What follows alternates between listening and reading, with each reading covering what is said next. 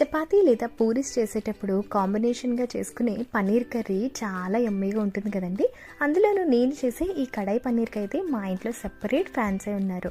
చాలా యమ్మీగా ఉండి సింపుల్గా అయిపోయే ఈ కడాయి పన్నీర్ని మీరు కూడా ట్రై చేయాలనుకుంటున్నారా? మరి ఇంకెందుకు లేటు, దీని ప్రిపరేషన్ని చేసేసేయండి. ముందుగా ప్యాన్లో ఆయిల్ వేసుకొని కట్ చేసుకున్న ఆనియన్, టమాటోని వేసి కొంచెం వేయించుకున్నాక అల్లం వెల్లుల్లితో పాటు హోల్ గరం మసాలా ఐటమ్స్, గసగసాలు, కాజు వేసి టమాటో మెత్తగా అయ్యేంత వరకు ఉడికించి చల్లారిన తర్వాత పేస్ట్ చేసేసుకొని పక్కన పెట్టుకోండి.